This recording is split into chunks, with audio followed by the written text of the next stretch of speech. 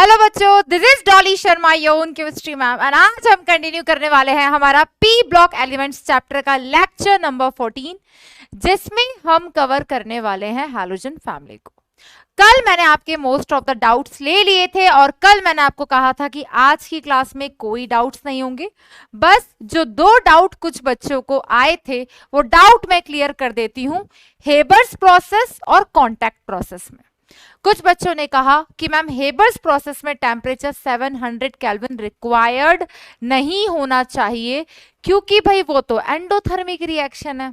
आपकी बात एकदम सही है कि वो एक एंडोथर्मिक रिएक्शन है, बट वो जो कंडीशंस हमने लिखी हुई थी वो कंडीशंस थी ली चैटेलियर्स प्रिंसिपल। आपने पढ़ा हुआ है कि अगर हम उसमें कोई एक्सटर्नल चेंज अप्लाई करते हैं तो वो क्या करता है, वो अपने इक्विलिब्रियम को मेंटेन रखने के लिए जो चेंज हम अप्लाई करते हैं उसका जस्ट अपोजिट करता है।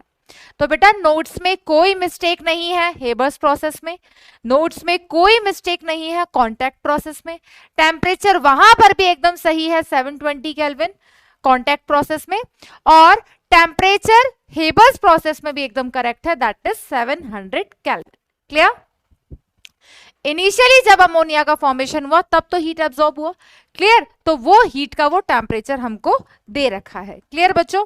बाकी जितनी भी एसोसिएशन रिएक्शन होती हैं उसमें high amount of heat release होती ही है, लेकिन बच्चों ये सोचो कि नाइट्रोजन को हाइड्रोजन के साथ रिएक्ट करवाया और नाइट्रोजन की बॉन्ड डिसोसिएशन एंथैल्पी बहुत ज्यादा होती है, तो उसको तो तोड़ने के लिए टेम्परेचर रिक्वायर्ड था, नो डाउट। जब जब बॉन्ड फॉर्मेशन होता है, एसोसिएशन रिएक्शन होती है, अट्रैक्शन होता है, हीट रिलीज होती है, तो बिल्कुल वो हमको एक एक्सोथर्मिक रिएक्शन दिखती है, लिखी हुई मिलती है, लेकिन इनिशियली N2 का बॉन्ड तो तोड़ा होगा, वहां पर जो टेम्परेचर रिक्वायर्ड था वो हाई होता है, इसलिए हम कहते हैं। ठीक है बेटा, वो डाउट क्लियर।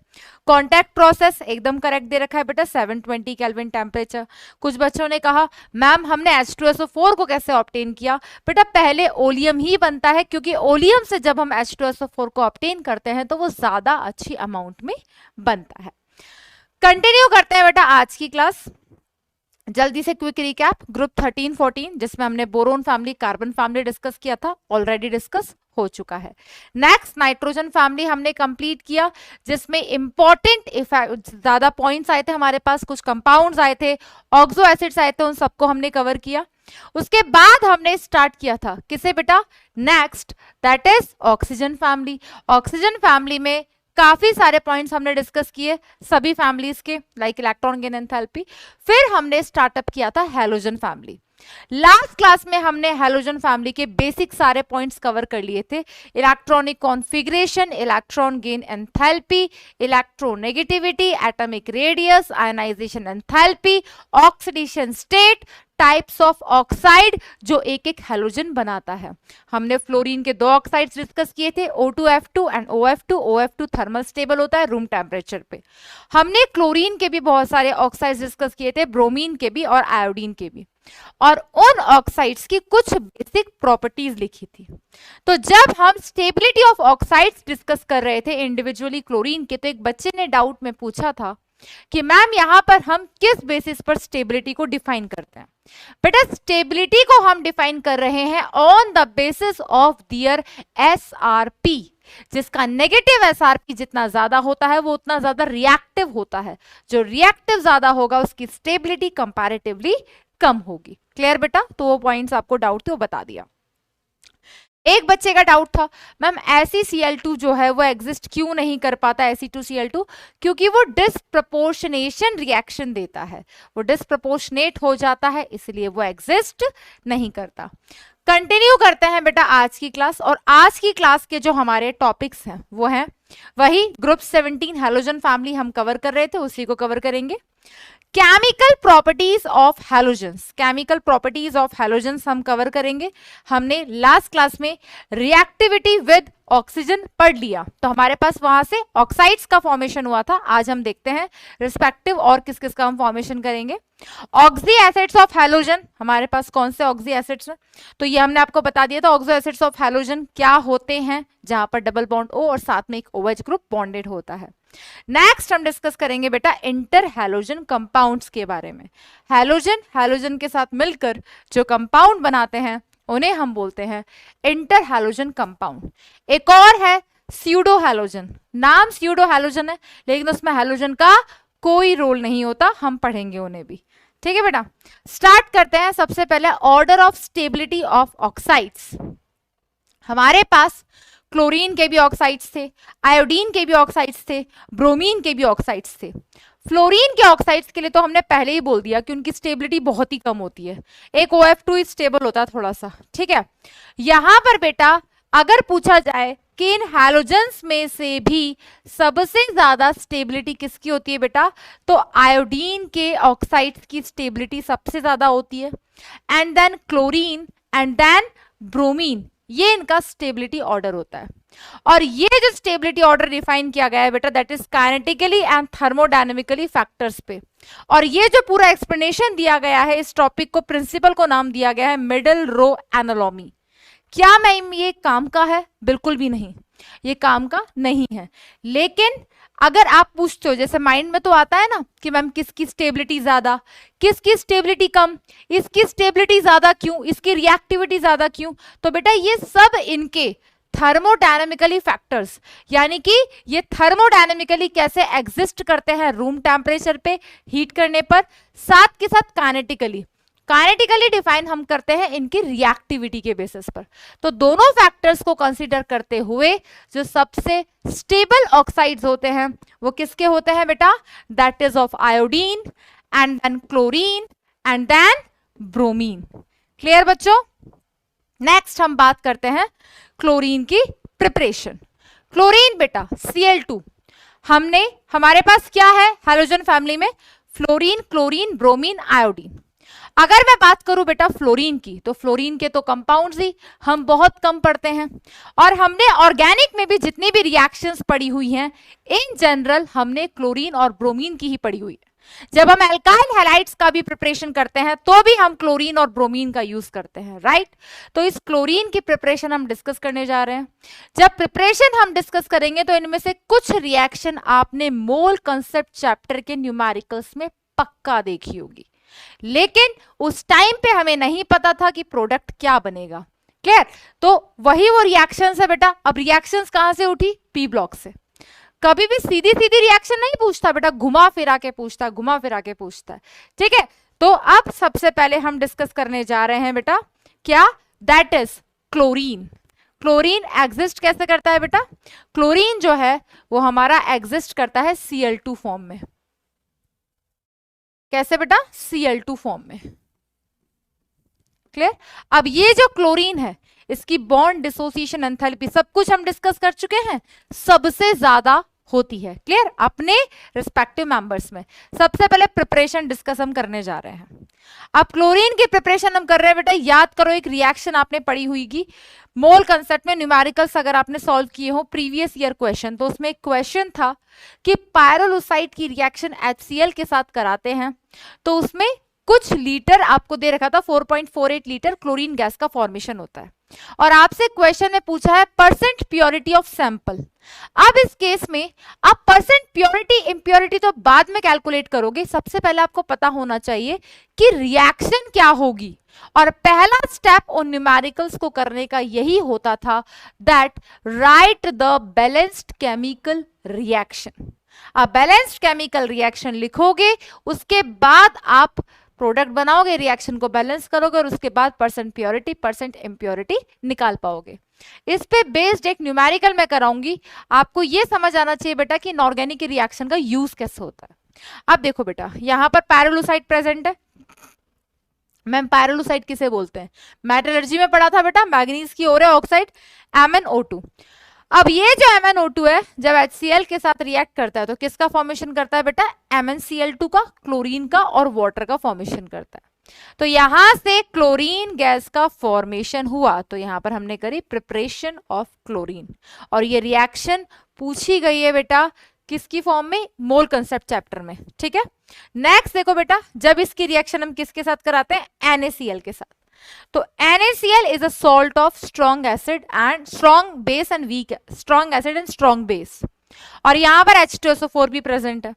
तो जब ये MnO2 NaCl और H2SO4 के साथ रिएक्ट करेगा तो भाई यहां से क्या मिलेगा Mn+2, यहां से क्या मिलेगा Cl-, तो ये इसके साथ बना देगा MnCl2, यहां से मिला Na+, यहां से मिला NO4-2, यहां से मिला H+, तो यहां से बन गया NaHSO4।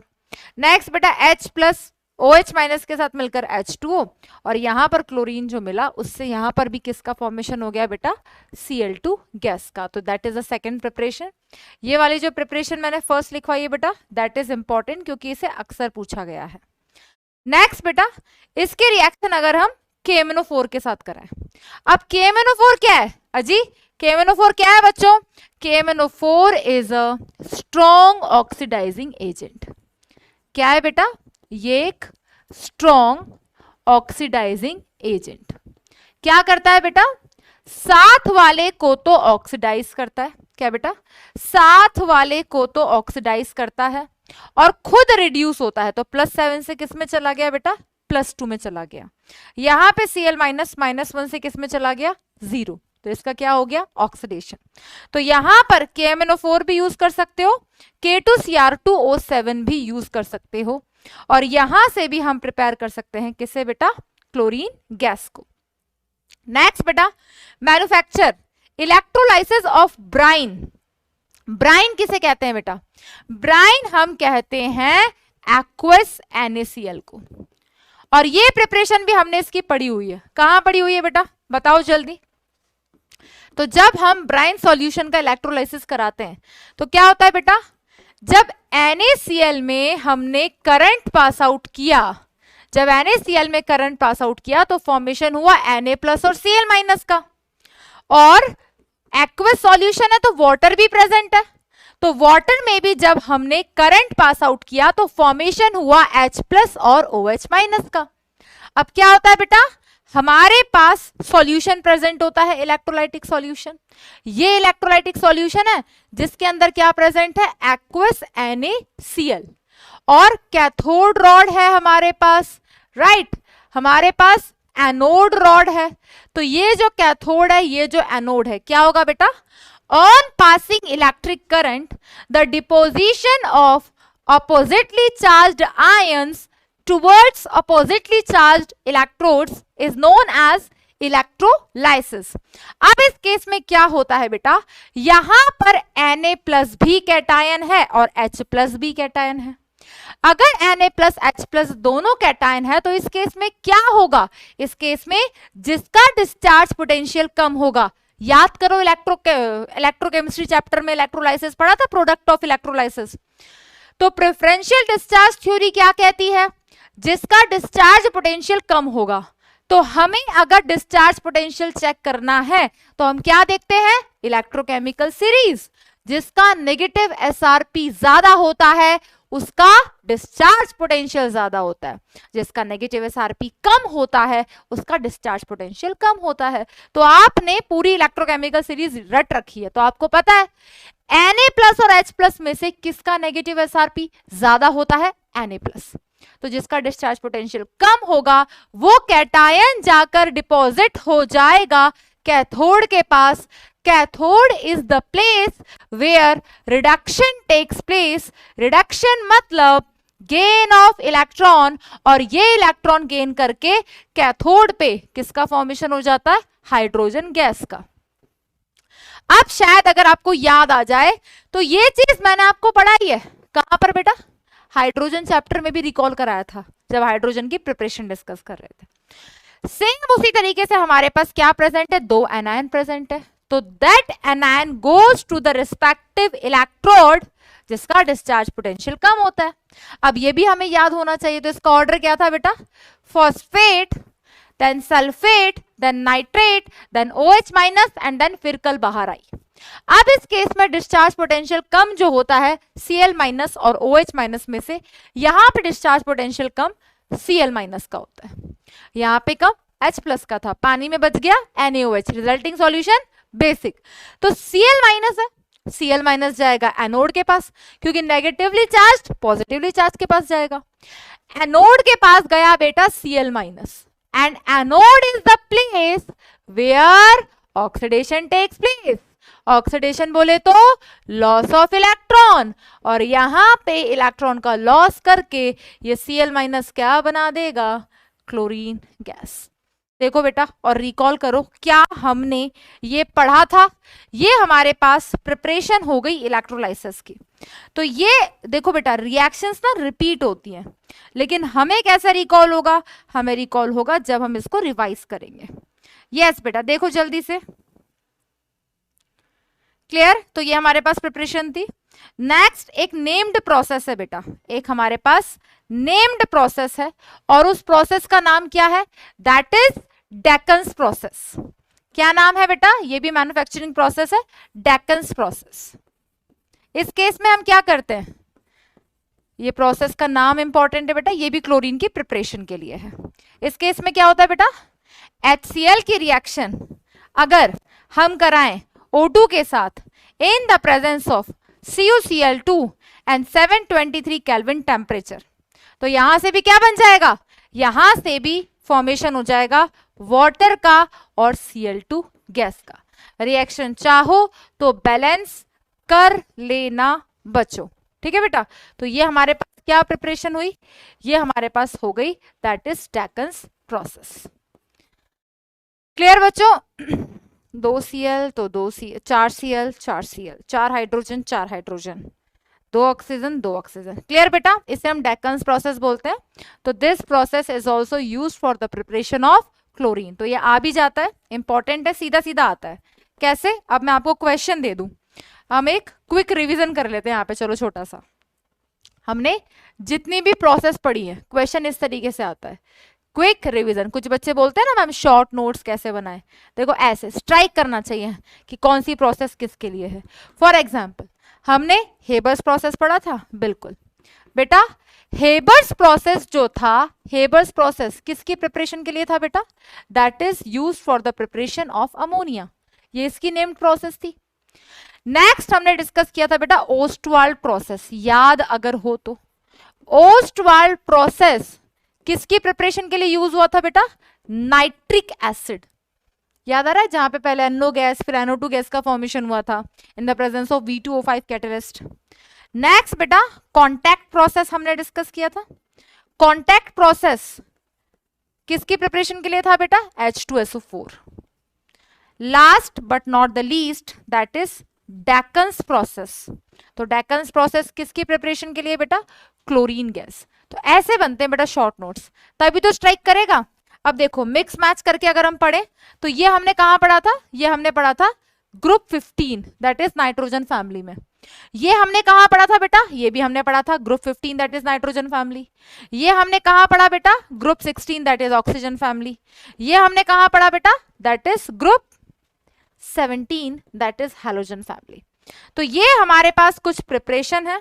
यहां पर हम किसका फॉर्मेशन कर रहे हैं बेटा, यहां पे हम फॉर्मेशन कर रहे हैं क्लोरीन का। जल्दी से बेटा एक बार वीडियो पॉज करके सभी स्टूडेंट्स इसको नोट डाउन कर लेना, सभी स्टूडेंट्स इसको नोट डाउन कर लेना। क्लियर है बच्चों, यस बेटा। नेक्स्ट हम डिस्कस करते हैं इसकी और केमिकल प्रॉपर्टीज। ध्यान से देखेंगे बेटा, यहाँ पे सबसे पहले हमने बात की क्लोरीन के बारे में। तो क्लोरीन की सारी प्रिपरेशन इंपॉर्टेंट है, जिसमें डेकन्स प्रोसेस आपको याद रखना है। रिएक्शन पूछ ले तो अच्छी बात है, नहीं भी पूछे तो याद क्या रखना बेटा कि Deacon's process is used for the preparation of that is chlorine. इससे ज्यादा यहां से और कोई क्वेश्चन बनता ही नहीं है। फर्स्ट सेकंड थर्ड में हमने कुछ लिखा ही नहीं है, तो इसको कट कर देते हैं ना। चलो कोई नहीं, हम मैन्युफैक्चरिंग ही डिस्कस कर रहे थे, कोई दिक्कत नहीं है। यहाँ पे इसको हम रब कर देते हैं, ठीक है।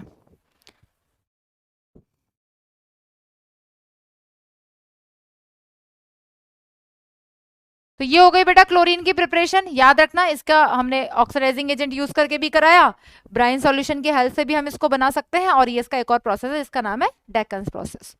नेक्स्ट हम डिस्कस करने जा रहे हैं बेटा इसकी प्रॉपर्टीज। अब क्लोरीन जो है पहले ही पढ़ चुके हैं कि ये ग्रीनिश येलो गैस है, और ये भी पढ़ चुके हैं कि ये कलर क्यों देते हैं, क्योंकि ये जो लाइट एब्जॉर्ब करते हैं, ये विजिबल रीजन में लाइट एब्जॉर्ब करते हैं। जब इलेक्ट्रॉन कहां से कहां ट्रांसफर हो रहा होता है, होमो क्या होता है, highest occupied molecular orbital pi star, clear, और इलेक्ट्रॉन जाएगा किसमें, सिग्मा स्टार में। दोनों ही एंटी बॉन्डिंग मॉलिक्यूलर ऑर्बिटल होते हैं, और ये लाइट जो एब्जॉर्ब करते हैं, एनर्जी जो एब्जॉर्ब करते हैं, विजिबल रीजन में करते हैं, दैट्स व्हाई ये कलर शो करते हैं। कलर याद रखना, वहां से भी सीधा सीधा क्वेश्चन पूछ सकता है। तो इसके बारे में हम ऑलरेडी पढ़ चुके हैं। क्या क्या पढ़ चुके हैं बेटा? कि ये एक ग्रीनिश येलो गैस है, हाँ जी, इसमें तो हमें कोई शक नहीं है। पंजेंट सफोकेटिंग ऑर्डर, इसकी जो स्मेल होती है वो तीखी तीखी स्मेल होती है, right. 2 to 5 times heavier than air, air से भी 2 to 5 टाइम्स हैवियर होती है। And that is soluble in water, water में सॉल्यूबल होता है। H2O Cl2 के साथ मिलकर HCl और HOCl का फॉर्मेशन करता है। ये रिएक्शन मैंने आपको कल भी बताई थी। वाटर क्या देता है जी? वाटर देता है H plus OH minus. Clear? Cl2 जब हमारे पास टूटेगा तो एक हमारे पास प्लस फॉर्म में, एक माइनस फॉर्म में, एक HCl बनाएगा और OH के साथ Cl बन जाएगा। अब ये जो HOCl है यही हमारे पास होते हैं oxy acids of halogen, and chlorine is the only halogen जो हर टाइप की पॉसिबल ऑक्सीडेशन स्टेट में ऑक्सो एसिड का फॉर्मेशन करता है। स्ट्रक्चर बनाना भी हम सीख लेंगे, ठीक है बेटा। नेक्स्ट इसकी प्रॉपर्टीज देख लेते हैं। बड़ा ही सिंपल सा है, ये आपने पहले से पढ़ा हुआ है। देखो ये रिएक्शन आपको याद करने की जरूरत नहीं, आप खुद फॉर्मेशन कर सकते हो। कैसे जी? एल्यूमिनियम की वैलेंसी होती है 3। अगर इसकी रिएक्शन हम हैलोजन के साथ करा रहे हैं तो हैलोजन की खुद की वैलेंसी कितनी? हैलोजन की खुद की वैलेंसी 1 होती है। क्रॉस मल्टीप्लाई करेंगे, किसका फॉर्मेशन होगा? AlCl3 का फॉर्मेशन होगा। अगर Na प्लस के साथ Na के साथ सोडियम के साथ रिएक्ट कराएंगे NaCl, सल्फर के साथ रिएक्ट कराएंगे तो रिस्पेक्टिव कंपाउंड्स का फॉर्मेशन क्या है बेटा? एल्यूमिनियम के साथ फॉर्मेशन हुआ AlCl3 का, सोडियम के साथ फॉर्मेशन हुआ NaCl का, आयरन के साथ फॉर्मेशन हुआ FeCl3 का, फॉस्फोरस के साथ फॉर्मेशन हुआ PCl5 का। अब कुछ बच्चों को डाउट आ रहा होगा कि मैम क्लोरीन के साथ क्या फॉस्फोरस PCl3 नहीं बनाता? बिल्कुल बनाता है। लिमिटेड अमाउंट ऑफ क्लोरीन जब प्रेजेंट है तो PCl3, और अच्छे अमाउंट में प्रेजेंट है तो PCl5। नेक्स्ट बेटा, सल्फर के साथ क्या बनाएगा? That is S2Cl2। क्लियर है बेटा? नेक्स्ट, इसी क्लोरीन की रिएक्शन, इसी क्लोरीन की और भी रिएक्शन है बेटा।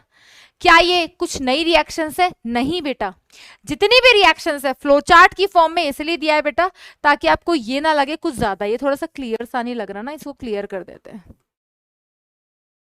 यूं तो अकेला भी अक्सर, यस बेटा, AlCl3, NaCl, FeCl3, PCl5, S2Cl2।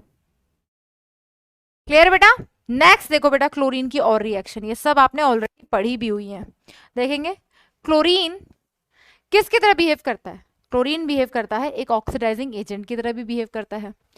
कुछ बच्चों को डाउट था, पेपर में एक क्वेश्चन आया था, ठीक है, तो उन्होंने पूछा था कि मैम ब्लीचिंग एजेंट, वो पॉइंट मैं एक्सप्लेन करूंगी आज कि क्लोरीन भी कैसे ब्लीचिंग एजेंट का काम करता है और SO2 भी कैसे ब्लीचिंग एजेंट का काम करता है। जो क्लोरीन है वो रिएक्ट करके वाटर के साथ नेसेंट ऑक्सीजन का फॉर्मेशन करता है। वो नेसेंट ऑक्सीजन जो है परमानेंट ब्लीचिंग का काम करता है, यानी कि परमानेंट किसी स्पीसीज को कलरलेस कर देता है।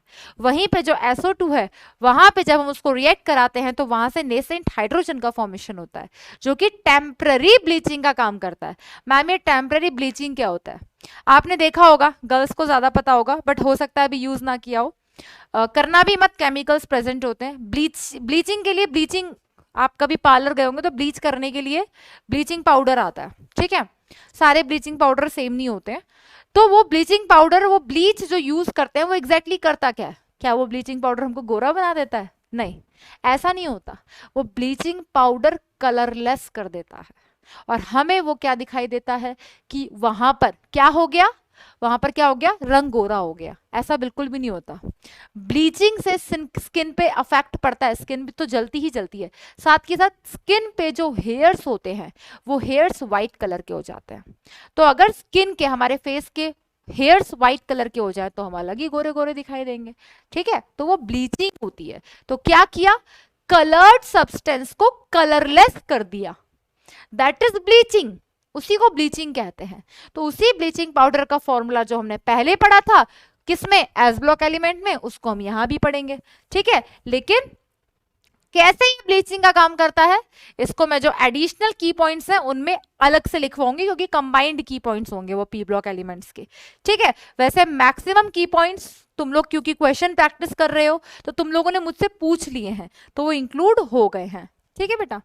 अब देखो बेटा, क्लोरीन जो है, क्लोरीन H2 के साथ रिएक्ट करेगा तो क्या बनाएगा, आप खुद बताओ। बचपन से पढ़ते आ रहे हैं भाई, हाइड्रोजन Cl2 के साथ मिलकर HCl बनाता है। लेकिन ध्यान रखना, ये आपने केमिकल काइनेटिक्स में जीरो ऑर्डर रिएक्शन का एग्जांपल पढ़ा होगा। ये फोटोकेमिकल डिकम्पोजिशन की रिएक्शन होती है और बिना लाइट की प्रेजेंस के ये रिएक्शन नहीं होती है। तो यहां से देखो बेटा, ये HCl का फॉर्मेशन हुआ है, क्लियर। नेक्स्ट बेटा, क्लोरीन के रिएक्शन H2S के साथ कर रहे हैं, तो क्लोरीन जो है बेटा हाइड्रोजन के लिए अच्छी एफिनिटी शो करता है, रिएक्टिविटी शो करता है। तो H2S के साथ क्या बना दिया, HCl और सल्फर का फॉर्मेशन कर दिया। नेक्स्ट बेटा, C10H16 क्या है जी, ये एक हाइड्रोकार्बन है।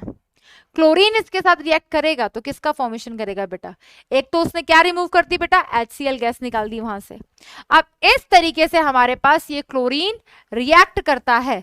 सबसे इंपॉर्टेंट बात यह है बेटा, ये जितनी भी रिएक्शन हम पढ़ रहे हैं, क्लोरीन जो है बेटा अच्छी एफिनिटी शो कर रहा है हाइड्रोजन, यानी कि जहां उसको हाइड्रोजन दिखा ना, उसने सबसे पहले उसके साथ रिएक्ट करके HCl बनाया। तीनों रिएक्शन को ध्यान से देख लो बेटा, यहां पर उसको हाइड्रोजन दिखा HCl, हाइड्रोजन दिखा HCl, हाइड्रोजन दिखा HCl। तभी मैंने ये पॉइंट हाईलाइट करके लिखा है बेटा कि ये जो होता है हमारे पास क्लोरीन, ये अच्छी एफिनिटी शो करता है हाइड्रोजन के लिए, क्लियर बेटा।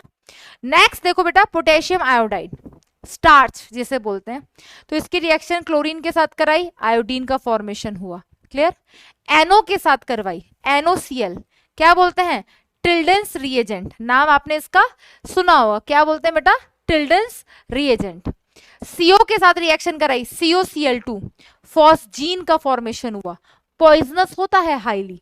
नेक्स्ट बेटा, SO2 के साथ रिएक्शन कराई तो SO2Cl2 का फॉर्मेशन हो गया, दैट इज सल्फ्यूराइल क्लोराइड। तो ये जो COCl2 है इसे क्या बोलते हैं बेटा, फॉस्जीन। इन कंपाउंड्स के बारे में आपने थोड़ा थोड़ा ऑर्गेनिक में पढ़ा ही होगा।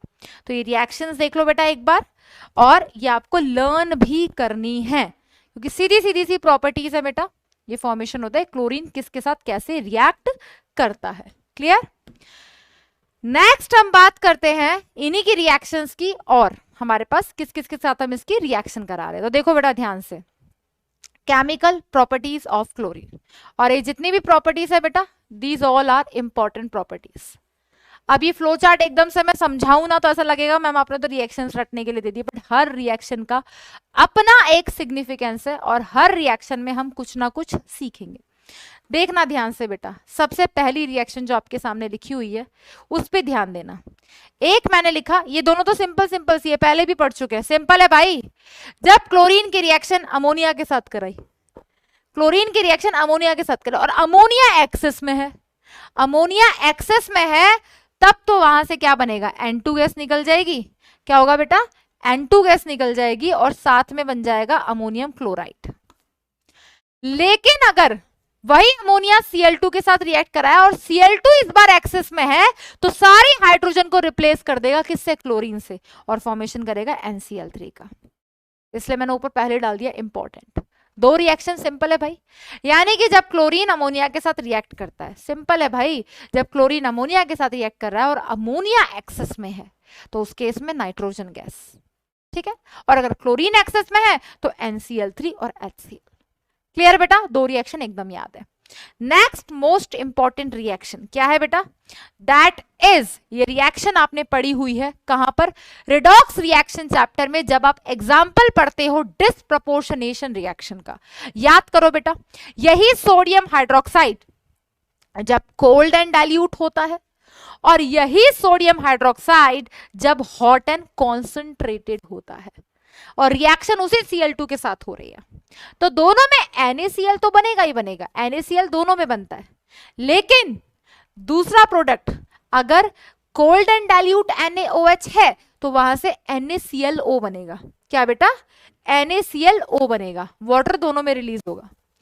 और अगर हॉट एंड कॉन्सेंट्रेटेड NaOH है तो वहां से NaClO3 का फॉर्मेशन होता है। मैम फर्क क्या पड़ गया अभी बताते हैं। रिएक्शन बदल गई, रिएक्शन के जज्बात बदल गए, भावनाएं बदल गई। देखना आप ध्यान से, देखना बेटा ध्यान से, आपको रिएक्शन लिखी हुई मिलेगी तो ज्यादा अच्छे से याद होगा। Cl2 की रिएक्शन NaOH के साथ कराई तो इसने फॉर्मेशन किया किसका, NaCl का, और साथ में फॉर्मेशन किया NaClO3 का। तो याद है रिडॉक्स रिएक्शन चैप्टर में आप रिएक्शन को बैलेंस करते थे। अब सबसे पहले यहां पर क्या करोगे आप चेक करोगे भाई डिफरेंस कितने का है, करोगे नहीं करोगे। अगर मैंने पूछा कि बताओ इस क्लोरीन का एन फैक्टर क्या है, मैंने आपसे क्या पूछा, बताओ मुझे इस क्लोरीन का एन फैक्टर क्या है, तो आपको क्या चाहिए, आपको पता है कि भाई हमें निकालना पड़ेगा N1 N2। क्यों, क्योंकि एन फैक्टर का फॉर्मूला क्या होता है डिस्प्रपोर्शनेशन रिएक्शन में, N1 into N2 upon N1 plus N2। अब इस केस में पहले वो N1 N2 निकालो। तो बेटा याद करो जब यही NaOH कोल्ड एंड डाइल्यूट होगा तो फिर एन फैक्टर अलग आएगा, और जब ये NaOH हॉट और कॉन्सेंट्रेटेड होगा तब एन फैक्टर अलग आएगा। क्यों, क्योंकि तब यहां पर NaClO3, अब यहां पे NaClO आएगा अगर कोल्ड एंड डाइल्यूट है।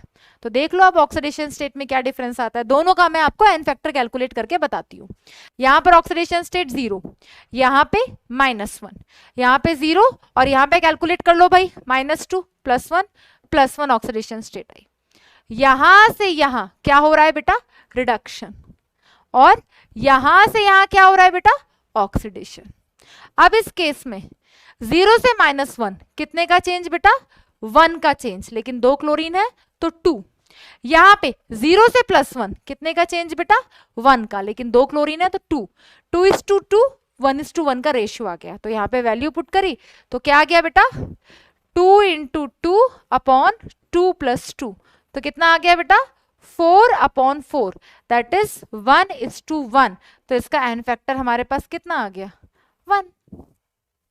वहीं पे बेटा कोल्ड एंड डाइल्यूट की जगह अगर वो क्वेश्चन में मेंशन कर दे क्या बेटा, हॉट एंड कॉन्सेंट्रेटेड, तो यही Cl2 की रिएक्शन अगर हम NaOH के साथ कराएं और ये NaOH हमारे पास हॉट एंड कॉन्सेंट्रेटेड है तो प्रोडक्ट बदल गए। अब प्रोडक्ट बदल गया तो एन फैक्टर बदल गया, एन फैक्टर बदल गया, N1 N2 बदल गया तो एन फैक्टर बदल गया, और हमारा आंसर बदल गया, और हमारे को ऑप्शन में वो जरूर मिलेगा जो हमारा आंसर आ रहा होगा। तो कैसे पता चलेगा भाई कि एन फैक्टर निकालने के लिए, N1 N2 निकालने के लिए पहले रिएक्शन तो पता हो, और रिएक्शन कहां पता चलती है, पी ब्लॉक में। तो अभी तो याद हो गया होगा। तो जब जब हॉट एंड कॉन्सेंट्रेटेड है बिना किसी शक के रिएक्शन याद होनी चाहिए बेटा, NaCl और साथ में NaClO3 बनेगा। तो पहला काम ऑक्सीडेशन स्टेट को कैलकुलेट करना, कर लेते हैं जी, कोई दिक्कत नहीं है। तो यहाँ पे 0 है जी, यहाँ पे -1 है जी, यहाँ पे कैलकुलेट करो जी, क्लोरीन की ऑक्सीडेशन स्टेट +5 है। तो डिस्प्रपोर्शनेशन रिएक्शन का एन फैक्टर निकालने का फॉर्मूला मैंने अभी लिखवाया। 0 से -1 गए, N1 की वैल्यू कितनी आएगी जी, सोचो जरा, 0 से -1 1 का चेंज, लेकिन 2 क्लोरीन है 2। 0 से +5 क्या हो रहा है बेटा, ऑक्सीडेशन। 0 से +5 कितने का चेंज, 5 का, लेकिन क्लोरीन कितने लेफ्ट हैंड साइड, तो N2 आ गया 10। अब इसका एन फैक्टर निकालना है तो निकाल देते हैं, कोई दिक्कत है नहीं होनी चाहिए बेटा। तो हम निकाल देते हैं एन फैक्टर ऑफ क्लोरीन। तो क्या फॉर्मूला लगता है बेटा डिस्प्रपोर्शनेशन रिएक्शन के लिए, बिल्कुल वही फॉर्मूला यूज करेंगे, N1 × N2 upon N1 + N2। तो N1 कितना 2, N2 कितना 10 अपॉन 2 + 10 कितना आ गया 20 अपॉन 12, दैट इज 5/3। क्लियर है बेटा। तो ये रिएक्शन कहां से उठी है, आपने बिल्कुल रिडॉक्स में पढ़ा होगा, हो सकता है बैलेंस करवा लेता कि right the balanced chemical reaction when chlorine reacts with NaOH।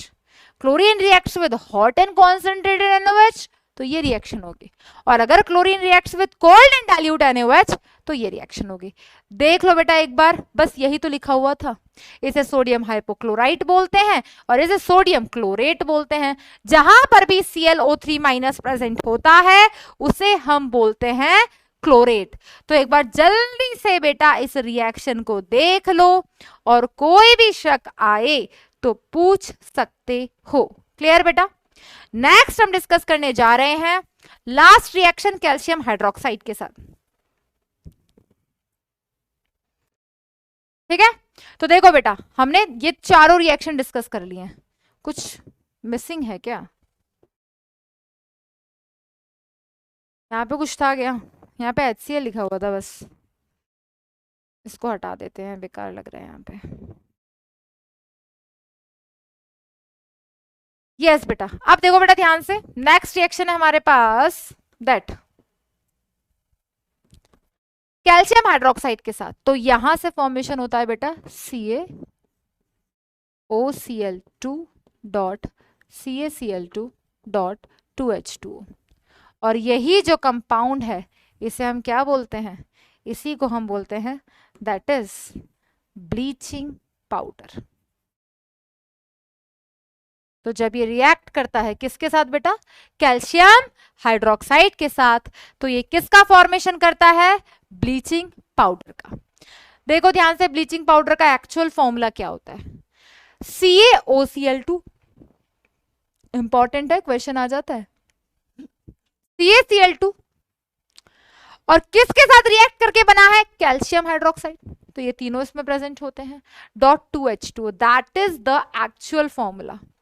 ठीक है, तो यहां पर ये भी साथ में होता है, ये CaOH होल ट्वाइस इसके साथ रिएक्ट किया, dot CaOCl2 dot CaCl2 dot 2H2O। तो यहां पे बेटा that is the actual formula, that is the actual formula of bleaching powder. Empirical formula कभी भी पूछ ले तो दैट इज CaOCl2। और अगर कोई पूछ ले कि यहां पर मेन कंपोनेंट क्या होता है तो वो होता है बेटा calcium oxychloride, that is CaOCl2। दोनों करेक्ट है बेटा, CaOCl2 भी करेक्ट है, CaOCl2 भी। यहां से भी पक्का क्वेश्चन आता है बेटा, इंपॉर्टेंट है, ध्यान से रिएक्शन देख लो। आई थिंक मैंने समझा दिया है, तो इन रिएक्शंस में क्या इंपॉर्टेंट है आपको अच्छे से क्लियर हो गया होगा। देख लो बच्चों ध्यान से एक बार, ठीक है, और नोट डाउन कर लो बच्चों इसे साथ साथ।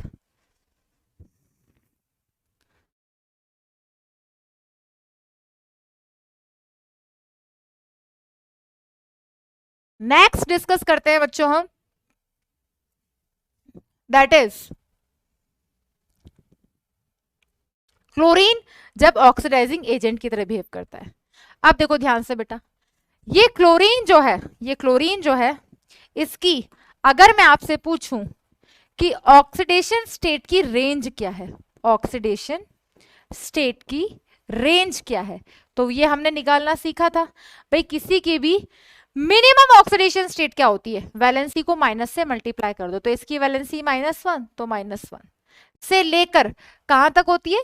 प्लस को मल्टीप्लाई कर दो वैलेंस इलेक्ट्रॉन को, तो प्लस को मल्टीप्लाई कर दिया, इसके वैलेंस इलेक्ट्रॉन 7। तो ये ऑक्सीडेशन स्टेट की रेंज होती है क्लोरीन की। अगर ऑक्सीडेशन स्टेट क्लोरीन की -1 से +7 के बीच में है तो वो एक ऑक्सीडाइजिंग एजेंट की तरह भी बिहेव कर सकता है और रिड्यूसिंग एजेंट की तरह भी बिहेव कर सकता है। लेकिन ये मेनली किसकी तरह बिहेव करता है बेटा? ये मेनली बिहेव करता है ऑक्सीडाइजिंग एजेंट की तरह, क्योंकि साथ वाले को ऑक्सीडाइज करके खुद रिड्यूस होना चाहता है। खुद रिड्यूस क्यों होना चाहता है मैम? खुद रिड्यूस इसीलिए होना चाहता है क्योंकि क्लोरीन जो है वो एक इलेक्ट्रोनेगेटिव एटम है और इलेक्ट्रोनेगेटिव एटम अपने आप के ऊपर माइनस चार्ज रख के बड़ा खुश होता है। तो माइनस में एक ही चार्ज इस पे पॉसिबल है, दैट इज -1। तो अगर ये 0 ऑक्सीडेशन स्टेट में है तो ये -1 ऑक्सीडेशन स्टेट फॉर्म में होगा, कंपाउंड फॉर्म में, तब ही ये अपने आप को स्टेबल मानेगा। दैट्स व्हाई क्लोरीन अच्छे ऑक्सीडाइजिंग एजेंट की तरह बिहेव करता है। अब देखो, अब हमने पहले ही बोल दिया कि ऑक्सीडाइजिंग एजेंट है, तो बस कोई टेंशन ही नहीं है। अगर फेरस है तो फेरिक बना देगा, स्टेनस है तो स्टेनिक बना देगा, सल्फाइट है तो सल्फेट बना देगा, SO2 है तो H2SO4 बना देगा, I2 है तो यहां से HiO3 का फॉर्मेशन हो जाएगा। क्लियर बेटा? तो अब ये देखो रिएक्शन ध्यान से, और यहां पर जल्दी से इन सब की ऑक्सीडेशन स्टेट को कैलकुलेट करो।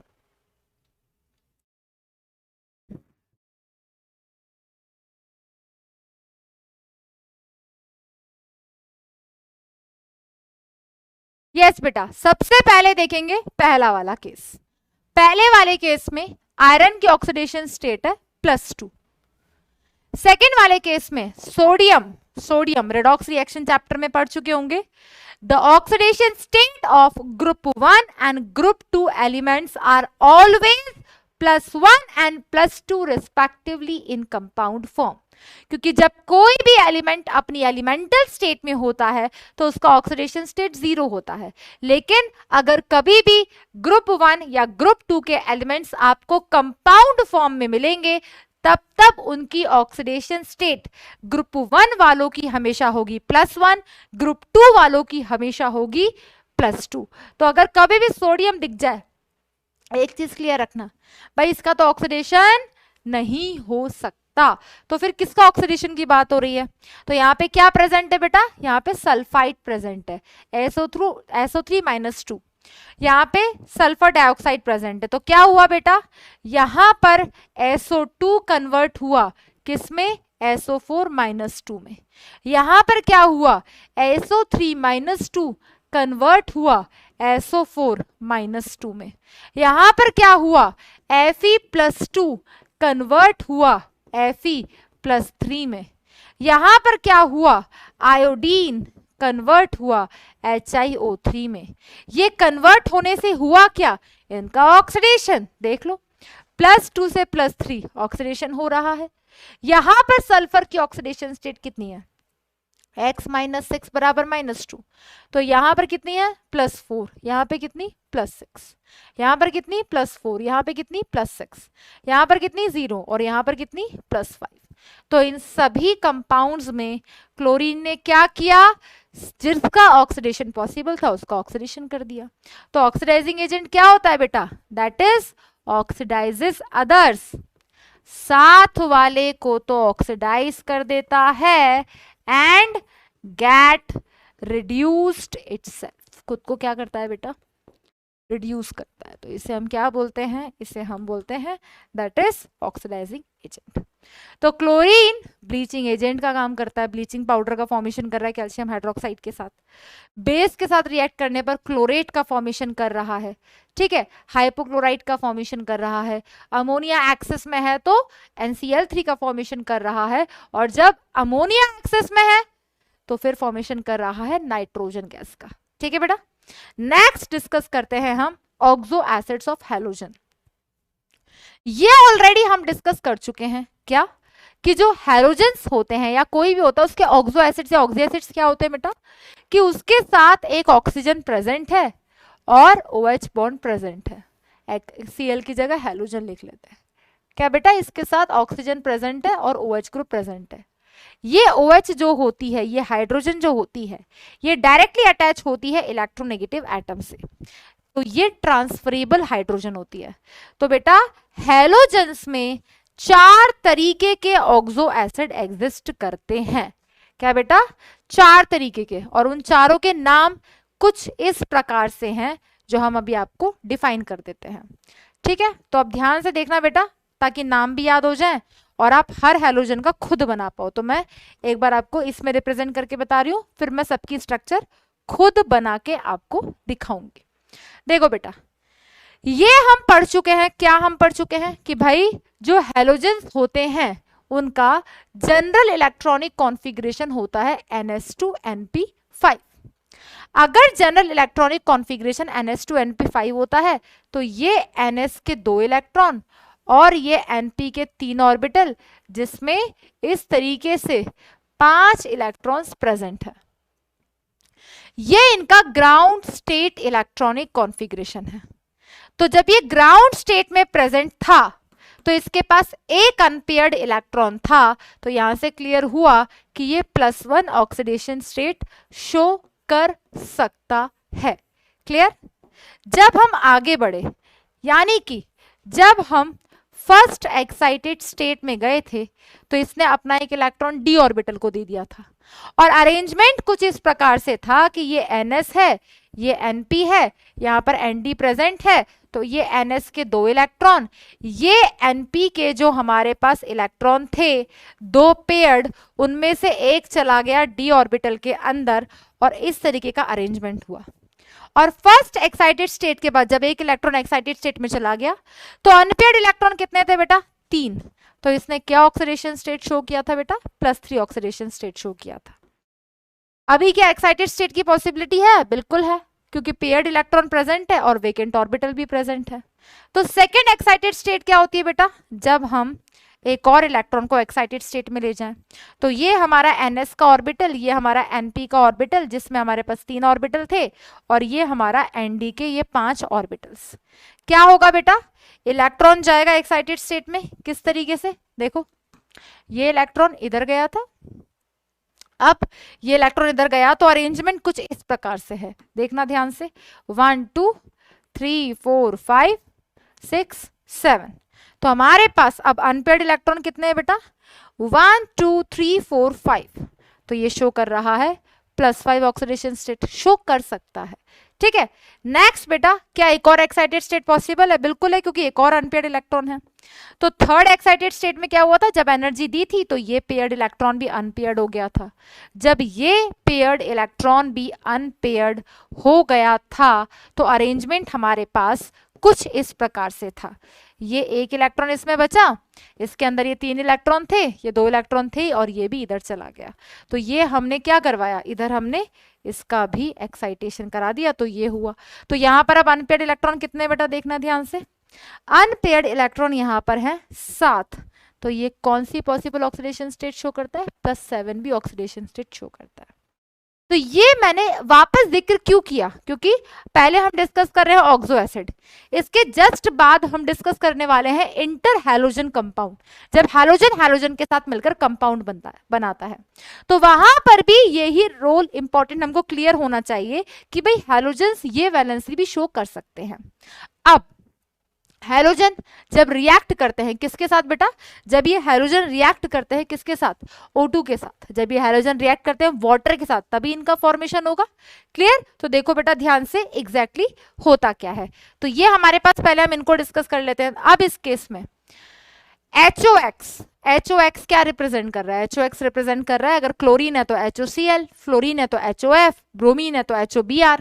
तो याद क्या रखना बेटा? याद ये रखना कि यहां पर सबसे पहले जो हैलोजन है, जितनी हाइड्रोजन है उतनी सिंगल बॉन्डेड ऑक्सीजन है। I am repeating once again, ये स्ट्रक्चर बनाने का ट्रिक है। क्या है? जितनी हाइड्रोजन किसी भी ऑक्सो एसिड में है उतनी सिंगल बॉन्डेड ऑक्सीजन है, क्योंकि उतने OH बॉन्ड है। बाकी बची हुई ऑक्सीजन डबल बॉन्डेड है। I am repeating once again, जितनी भी हाइड्रोजन किसी भी ऑक्सो एसिड में प्रेजेंट है, जितनी भी हाइड्रोजन किसी भी ऑक्सो एसिड में प्रेजेंट है, उतनी उसके पास सिंगल बॉन्डेड ऑक्सीजन है OH की फॉर्म में, बाकी सब डबल बॉन्डेड है।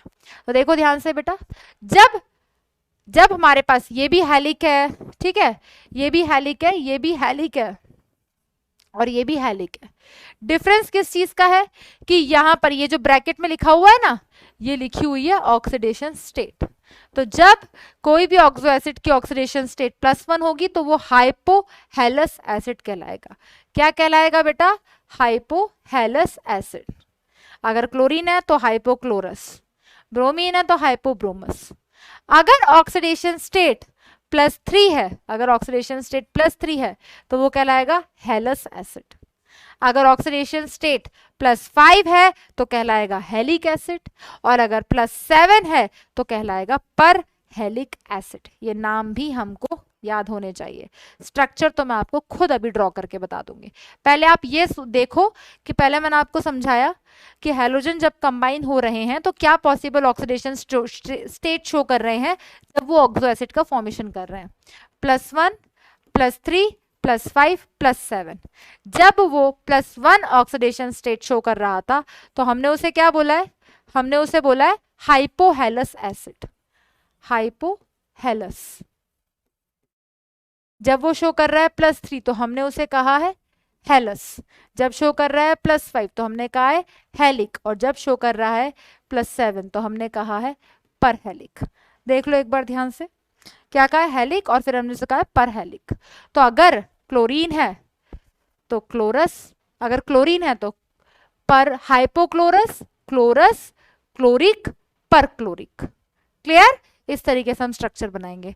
अब चलो बनाना शुरू करते हैं। तो देखो, एक ऑक्सीजन था HOX, 2 oxygen HXO2, 3 oxygen HXO3, 4 oxygen HXO4। तो हमारे पास ये 4 तरीके से एग्जिस्ट करते हैं। अगर इसको मैं कंबाइंड फॉर्म में लिखूं तो यहाँ पे मैं लिख सकती हूँ दैट इज HXO, यहाँ मैं लिख सकती हूँ HXO2, यहाँ मैं लिख सकती हूँ HXO3,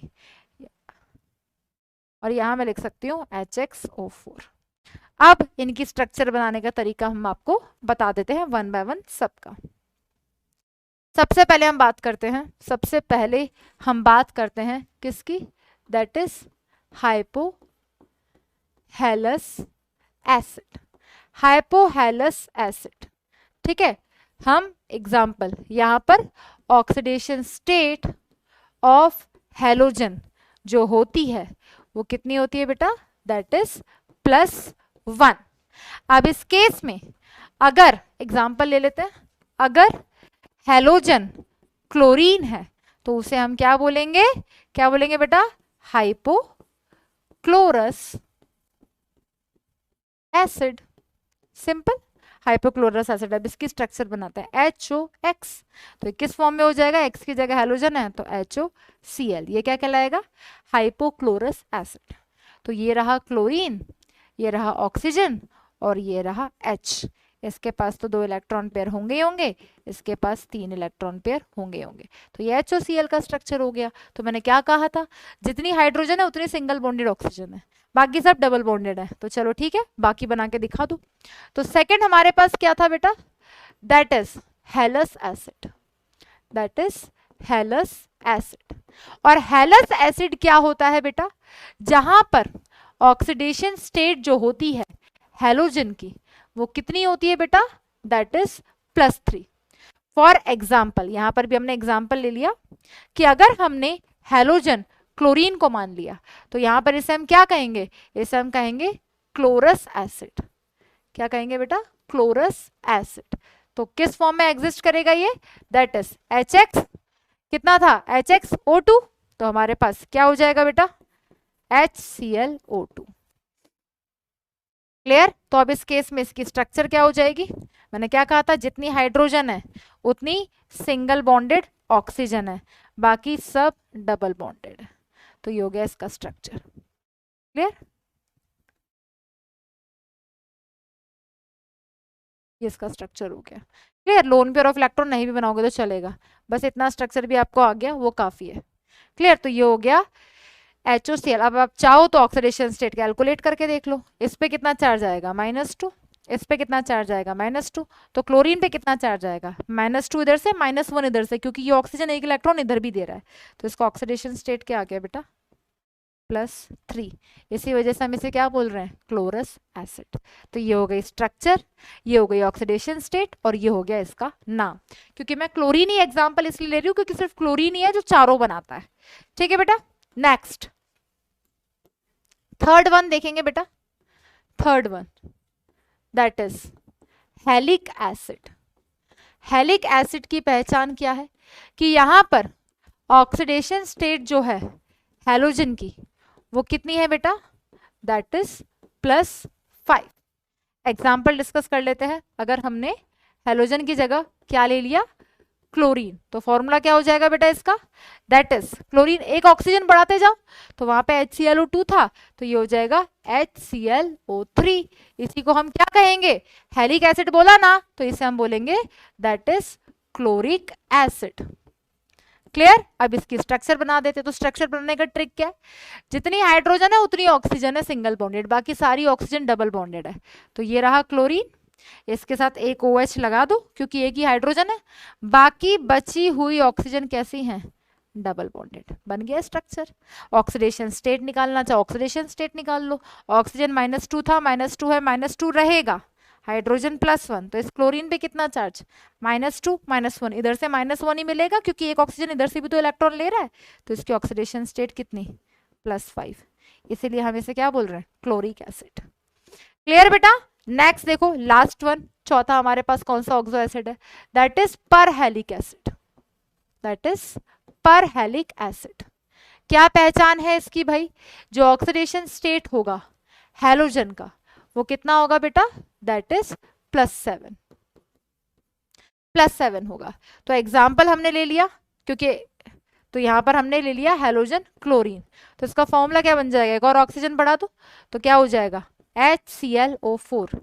नाम क्या होगा बेटा, हैलोजन क्लोरीन है तो हेलो की जगह क्लोरी, तो इसका नाम क्या हो जाएगा, पर क्लोरिक एसिड। तो जैसा नाम वैसा काम, जितनी हाइड्रोजन है उतनी सिंगल बॉन्डेड ऑक्सीजन है, बाकी बची हुई तीनों ऑक्सीजन। बन गया स्ट्रक्चर, स्ट्रक्चर बन गया तो यहां पर क्या निकाल सकते हो, क्या निकाल सकते हो, ऑक्सीडेशन स्टेट। इस पे चार्ज -2 -2 -2, इस पे चार्ज -2, हाइड्रोजन पे +1, इस पे कैलकुलेट कर लो, -2 -2 -2 -1, इस पे आ गया चार्ज +7। तो अगर ऑक्सो एसिड बनाना आ गया तो number of chlorine OH bond बता सकते हो, number of Cl double bond O bond बता सकते हो, N फैक्टर बता सकते हो, साथ के साथ ऑक्सीडेशन स्टेट बता सकते हो। यहां से ये क्वेश्चन बनता है। अब ये मैंने आपको चारों बना के दिखा दिए, अब आप इस चार्ट को देखो और आपको कोई डाउट नहीं आना चाहिए। यहाँ पे X रिप्रेजेंट कर रहा है हेलोजन को, देखो मैंने सारे एक साथ बना रखे ताकि आपको याद भी हो जाए। देख लो बच्चों एक बार अच्छे से एकदम,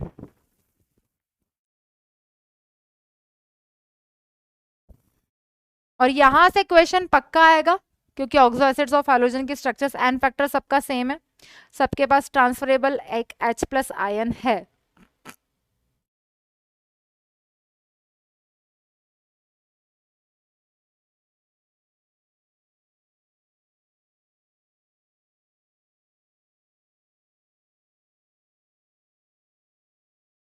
यस बेटा क्लियर है एकदम, यही हमने ड्रॉ किया था अभी, ये OH ये 3 डबल बॉन्ड हो, तो ये याद करने का तरीका भी हो गया। ये हो गए हमारे पास ऑक्सो एसिड्स ऑफ हैलोजन।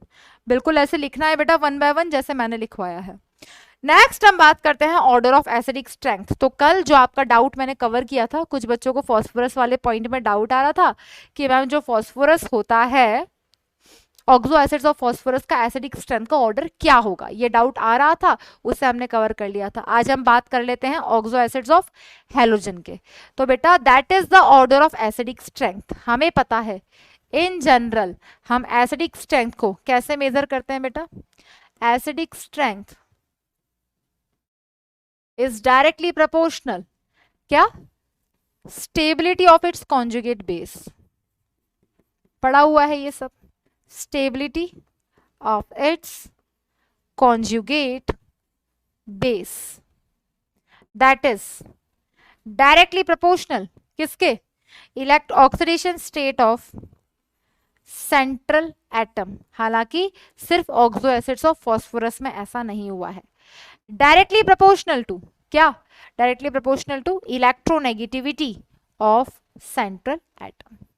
अब देखो यहाँ पे ध्यान से, सबसे पहला केस एसिडिक स्ट्रेंथ HOCl, भाई लिखने का तरीका होता है HClO2 HClO3 HClO4। अभी हम यही ऑक्सो एसिड डिस्कस करके आ रहे हैं, बिल्कुल मैम यही डिस्कस करते हुए आ रहे हैं।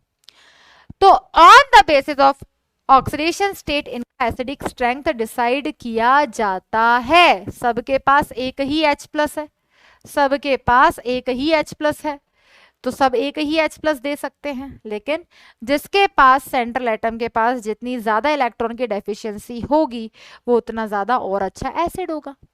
नेक्स्ट एग्जाम्पल देखो बेटा, नेक्स्ट एग्जाम्पल में क्या हो रहा है, HOCl, HOBr, HOI। Ma'am HOF क्यों नहीं है यहाँ पे, कल ही समझाया था, कल लास्ट क्लास में, कि फ्लोरीन जो है जी वो सिर्फ हमेशा -1 ऑक्सीडेशन स्टेट देता है।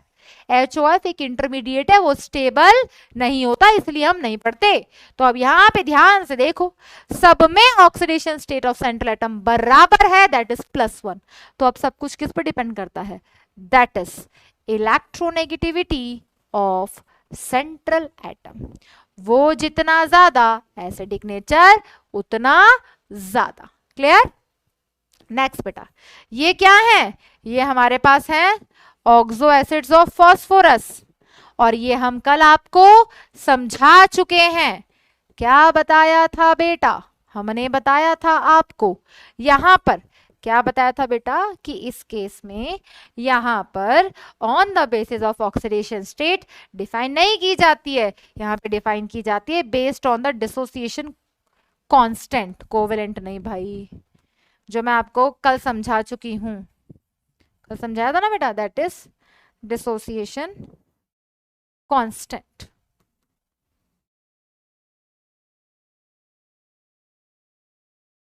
और वो किस पे डिपेंड करता है, कल ही डिस्कस किया था, वापस थोड़ा सा रिकॉल करा देती हूँ बेटा, देख लो ध्यान से। H3PO2 क्या होता है, P double bond O, OH H H, H3PO3 P double bond O, OH OH H, H3PO3 P double bond O, OH OH OH। तो ये बिल्कुल मत समझना कि ज्यादा H प्लस दे रहा है तो ज्यादा एसिडिक होगा, ठीक है। तो यहाँ पर Ka पे डिफाइन करता है, डिपेंड करता है, और ये Ka किस पे डिपेंड करता है कि कौन कितना जल्दी H प्लस देगा, कौन कितना जल्दी डिसोसिएट होगा, स्ट्रेंथ ऑफ एसिड जितनी ज्यादा होगी।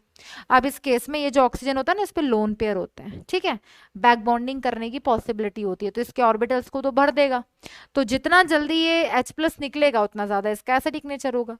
तो यहाँ 100% एफिशिएंसी होती है H प्लस के जाने की, लेकिन यहाँ पर क्या होता है कि 50-50% पॉसिबिलिटी हो जाती है, ये सोचता है ये दे देगा, ये सोचता है ये दे देगा, इसी में रह जाते हैं। यहाँ पर 33% हो जाती है, तो इनकी परसेंटेज कम होने की वजह से H प्लस की क्या होता है, इनकी एफिशिएंसी, इनकी एसिडिक स्ट्रेंथ डिक्रीज होती है। तो पहले ही बता दूं भाई, ऑक्सो एसिड्स ऑफ फास्फोरस का जो एसिडिक स्ट्रेंथ है, एसिडिक स्ट्रेंथ वैसे तो बता दिया है किस पे डिफाइन किया है, acidic strength not explained on the basis of oxidation state of central atom।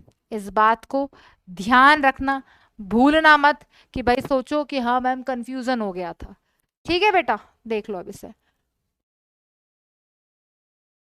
बहुत ही इंपॉर्टेंट है, इसको साथ में इसलिए लिखवाया है,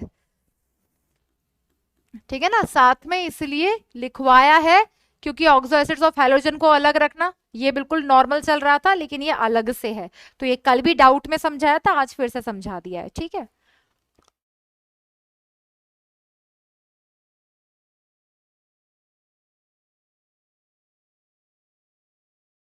नेक्स्ट आगे हम बात करते हैं बेटा, दैट इज ऑक्सीडाइजिंग पावर। अब बेटा ऑक्सीडाइजिंग पावर जो है, ऑक्सीडाइज करने की क्षमता, that is based on SRP, हालांकि ये लिखा भी हुआ है that is based on SRP. SRP क्या होता है बेटा, that is standard reduction potential. अब ये तो तुम बिल्कुल नहीं पूछोगे कि मैम ये क्या होता है, ये तो हमने बहुत अच्छे से पढ़ा हुआ है। क्या पढ़ा हुआ है, जिसका पॉजिटिव एसआरपी जितना ज्यादा होता है वो उतना अच्छा ऑक्सीडाइजिंग एजेंट होता है, और जिसका नेगेटिव एसआरपी जितना ज्यादा होता है वो उतना अच्छा रिड्यूसिंग एजेंट होता है, साथ वाले को रिड्यूस करता है, खुद ऑक्सीडाइज कर होता है, उतनी ज्यादा उसकी रिएक्टिविटी होती है। तो बस वही पॉइंट्स मेंशन है बेटा, यहाँ पर on the basis of SRP define किया हुआ है इनकी एसआरपी को। अब यहाँ पर एक H प्लस जाएगा तो क्या बनाएगा, ClO माइनस, यहां से जाएगा तो ClO2 माइनस, यहां से जाएगा तो ClO3 माइनस, और यहां से H प्लस जाएगा तो ClO4 minus. These all are behave as oxidising agent. जो साथ वाले को तो ऑक्सीडाइज करता है लेकिन खुद रिड्यूस होता है। तो ये बेटा इनके ऑक्सीडाइजिंग पावर का ऑर्डर लिखवाया हुआ है, और ये भी इंपॉर्टेंट है, बिल्कुल याद रखना है। ठीक है बेटा, ClO माइनस HClO दोनों के दोनों स्ट्रॉन्ग ऑक्सीडाइजिंग एजेंट की तरह बिहेव करते हैं।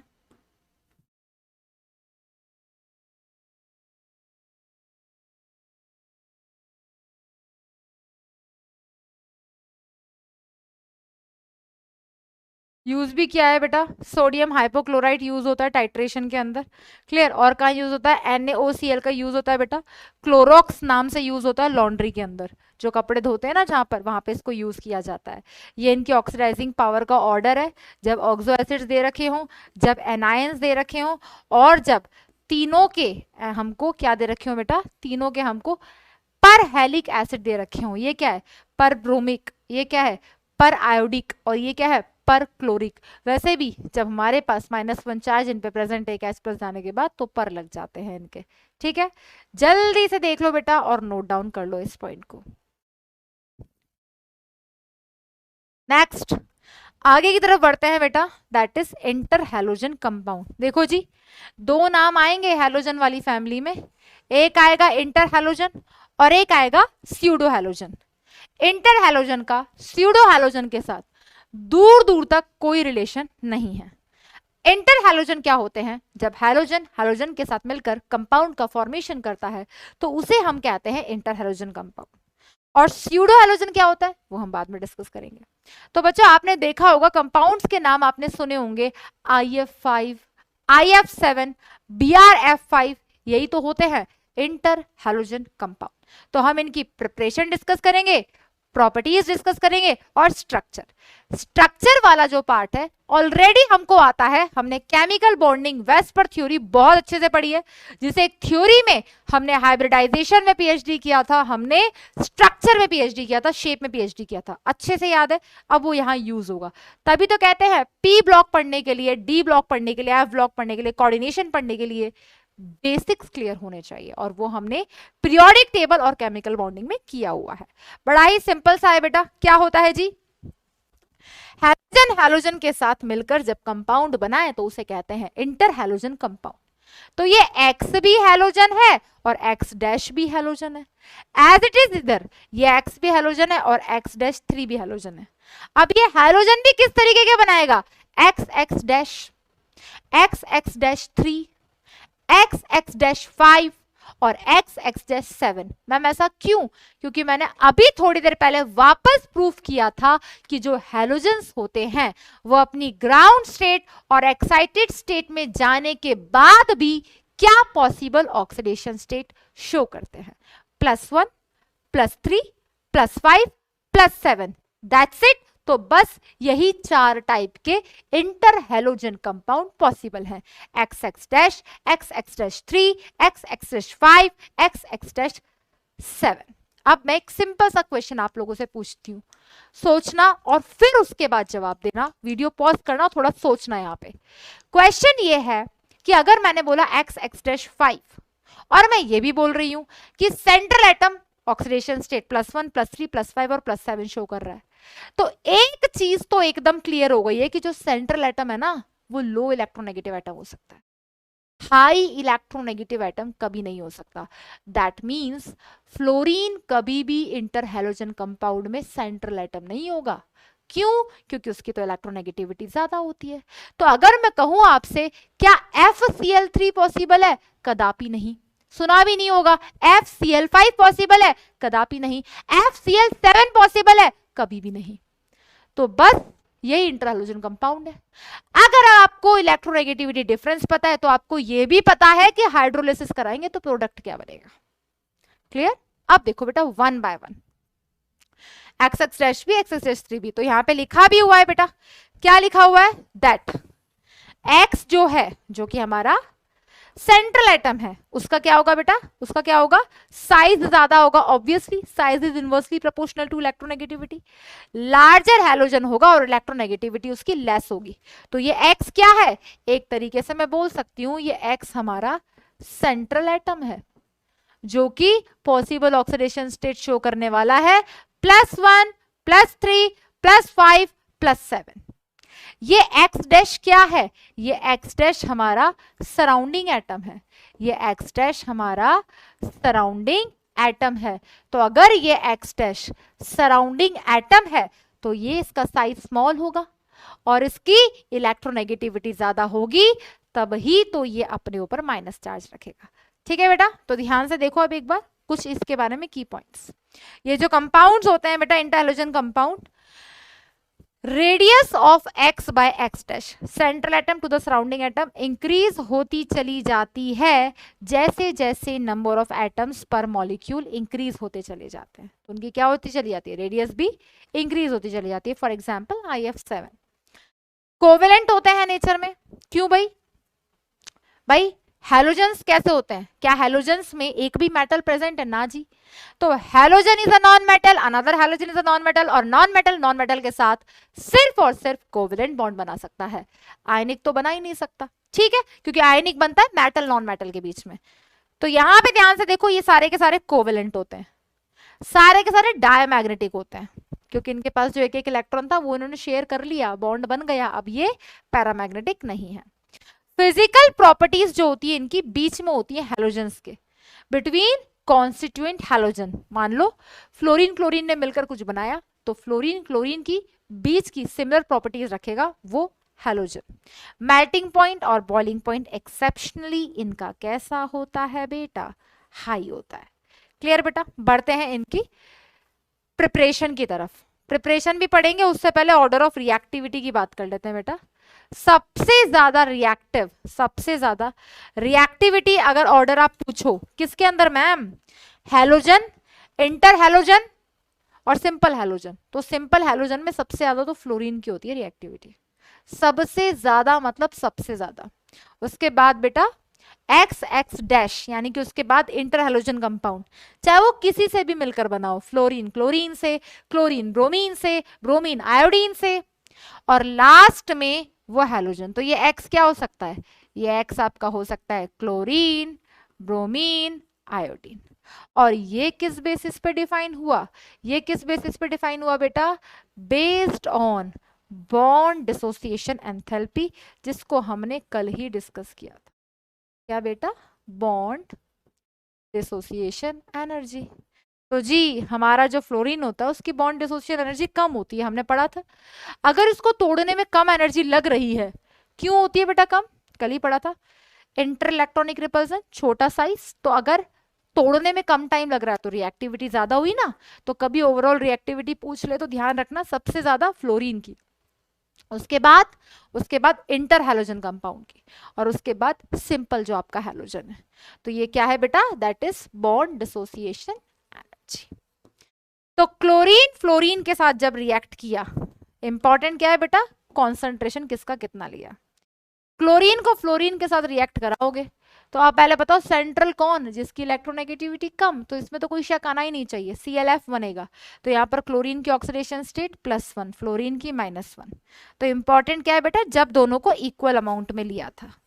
ठीक है बेटा, तो जब हमने क्लोरीन के साथ फ्लोरीन एक्सेस में लिया ना, जब क्लोरीन के साथ फ्लोरीन एक्सेस में लिया तो क्या बना, 2ClF3। तो यहाँ पे क्लोरीन की ऑक्सीडेशन स्टेट +3, फ्लोरीन की -1। जब आयोडीन को क्लोरीन के साथ रिएक्ट कराया, जब लिमिटेड इक्वल अमाउंट में लिया तो ICl, आयोडीन की ऑक्सीडेशन स्टेट +1, क्लोरीन के -1। और जब दोनों को इक्विमोलर लिया ICl, वही सेम चीज लिखी हुई है, वापस सेम रिएक्शन रिपीट हो गई है। तो ये इसकी प्रिपरेशन हो गई। नेक्स्ट बेटा, अगेन नेक्स्ट प्रिपरेशन, आयोडीन की रिएक्शन क्लोरीन के साथ कराई और क्लोरीन एक्सेस में है, 3 मोल ले लिए हमने क्लोरीन के, तो क्या बन जाएगा बेटा, बन जाएगा ICl। क्या बन जाएगा बेटा, यहाँ पे ICl का फॉर्मेशन हो जाएगा। अब ये जो ICl यहां से बनेगा, कितने बनेंगे बेटा, 3 2 6, तो ICl3 बनेगा यहाँ से, तो 2ICl3 का फॉर्मेशन होगा। नेक्स्ट यहां से किसका फॉर्मेशन होगा बेटा, दैट इज 2Br F3 का फॉर्मेशन होगा। यहां से किसका फॉर्मेशन होगा बेटा, 2Br F5 का फॉर्मेशन होगा। तो जितने मोल्स जिसके ले रखे हैं उतने सराउंडिंग एटम वहां से बन जाएंगे। ऑक्सीडेशन स्टेट देख लेते हैं बेटा। ऑक्सीडेशन स्टेट देखो बेटा, ये 5th प्रिपरेशन हमने डिस्कस की इंटर हैलोजन की, ये 6th प्रिपरेशन। तो यहाँ पे ध्यान से देखना बेटा ऑक्सीडेशन स्टेट को। आयोडीन की ऑक्सीडेशन स्टेट कितनी होगी बेटा, +3, क्लोरीन की -1, क्योंकि जो मोर इलेक्ट्रोनेगेटिव है ना वो तो हमेशा सराउंडिंग रहेगा। तो आयोडीन का साइज ज्यादा होता है, इलेक्ट्रोनेगेटिविटी कम होती है, तो सेंट्रल एटम है। ब्रोमीन फ्लोरीन के साथ बना रहा है +3 ऑक्सीडेशन स्टेट, ब्रोमीन फ्लोरीन के साथ +5। इसी तरीके से आयोडीन अगर फ्लोरीन एक्सिस के साथ रिएक्ट करेगा तो IF7 का फॉर्मेशन हो जाएगा। देख लो बेटा प्रिपरेशन, ये कंडीशंस है, that is diluted with water, तब इसका फॉर्मेशन हुआ। क्लोरीन एक्सेस में है, यहाँ पर फ्लोरीन एक्सेस में है। तो इन सभी में देख लेना बेटा ध्यान से, ये XX डैश को फॉलो कर रहा है या नहीं। तो यहाँ पर जो सेंट्रल एटम है वो क्लोरीन है, तो फ्लोरीन की इलेक्ट्रोनेगेटिविटी ज्यादा। यहाँ पर सेंट्रल एटम क्लोरीन, फ्लोरीन की इलेक्ट्रोनेगेटिविटी ज्यादा। यहाँ पर सेंट्रल एटम आयोडीन, क्लोरीन की इलेक्ट्रोनेगेटिविटी ज्यादा। यहाँ पर सेंट्रल एटम आयोडीन, क्लोरीन की इलेक्ट्रोनेगेटिविटी ज्यादा। यहाँ पर सेंट्रल एटम ब्रोमीन, फ्लोरीन की इलेक्ट्रोनेगेटिविटी ज्यादा। यहाँ पर सेंट्रल एटम ब्रोमीन, फ्लोरीन की इलेक्ट्रोनेगेटिविटी ज्यादा। तो कभी ऐसा मत कर देना कि Fi7 बन सकता है। तो ये भी आपको पता है कि कौन सा हैलोजन बन सकता है इंटर हैलोजन, कौन सा नहीं बन सकता, साथ ही साथ इनका रिएक्टिविटी ऑर्डर। क्लियर बेटा, देख लो एक बार ध्यान से। नेक्स्ट हम इनकी हाइड्रोलिसिस रिएक्शंस डिस्कस करने जा रहे हैं।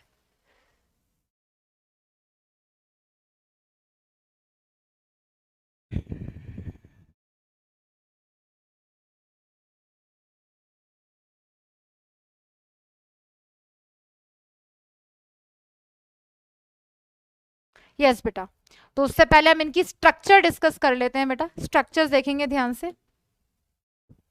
यस, XX-3, तो XX-3 के कौन कौन से पॉसिबल है वो देख लो।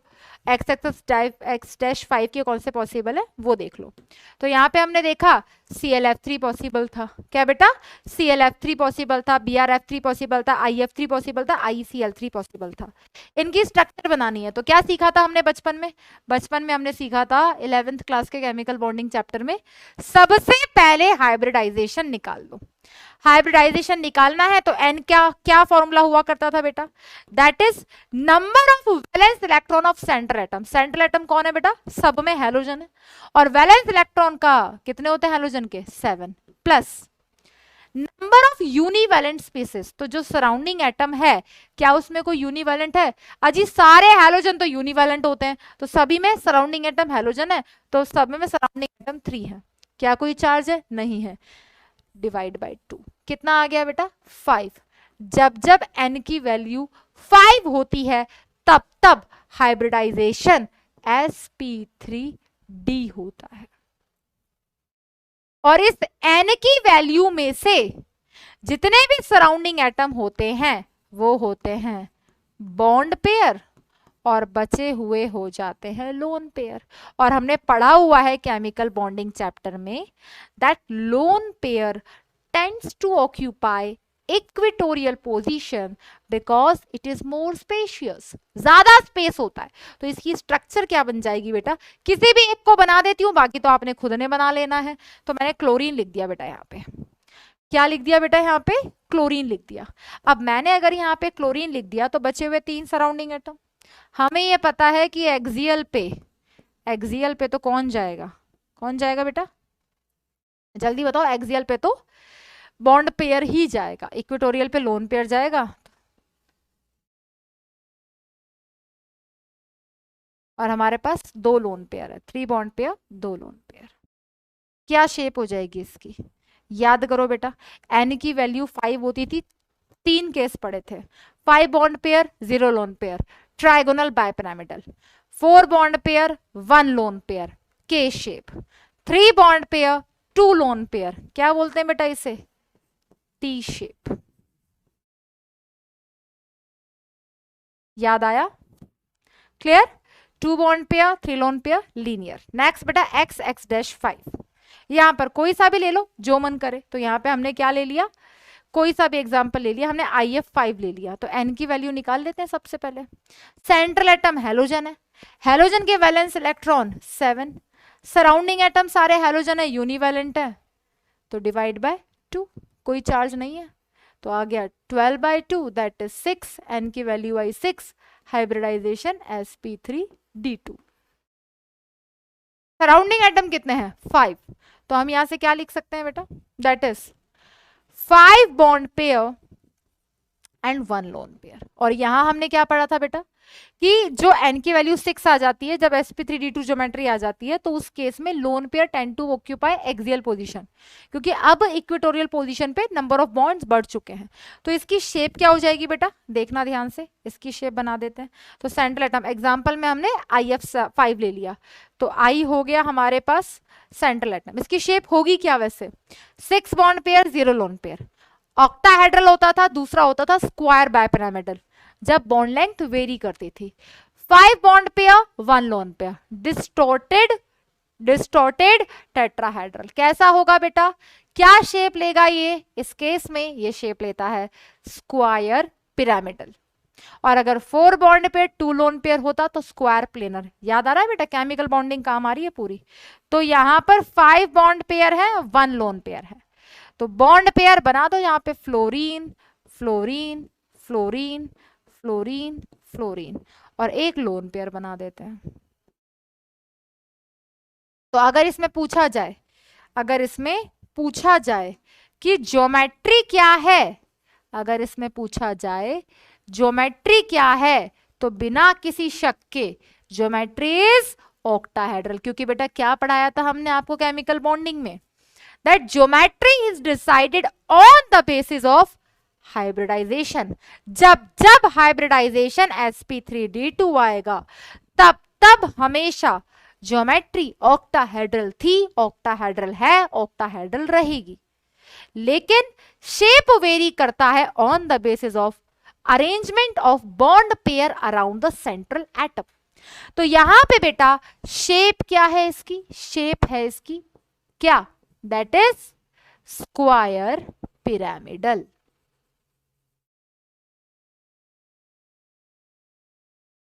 सेम उसी तरीके से बेटा इसको ध्यान से देखो, टी शेप, इसको भी हम इंप्रूव करके देखते हैं। इंप्रूव से मेरा मतलब है कि इसको भी हम इसी तरीके से देखते हैं, ताकि इसमें भी हमें कभी कंफ्यूजन ना रहे। ज्योमेट्री क्या है बेटा, ज्योमेट्री है यहां पे दैट इज ट्राइगोनल बाइपिरामिडल। क्योंकि जब जब हाइब्रिडाइजेशन sp3d आएगा, तब तब ज्योमेट्री ट्राइगोनल बाइपिरामिडल ही रहेगी। और इस केस में शेप क्या है बेटा, that is T shape. Clear बेटा। नेक्स्ट बात करते हैं IF7 की। तो IF7 को पहले तो यहां से हटा देते हैं।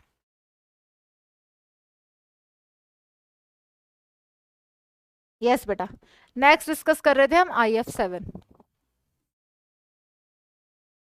तो इसमें भी क्या करेंगे बेटा, सबसे पहले हम इसका हाइब्रिडाइजेशन निकाल लेंगे। तो n बराबर number of valence electron of central atom, iodine is the central atom, valence electron कितने हैं बेटा 7, सराउंडिंग एटम यूनिवैलेंट है बिल्कुल 7, डिवाइड बाय 2 तो कितना आ गया 14/2 दैट इज 7, n की value 7, hybridisation sp3d3, surrounding atom कितने हैं 7, तो क्या लिखेंगे बेटा 7 bond pair plus 0 lone pair, 7 bond pair 0 lone pair.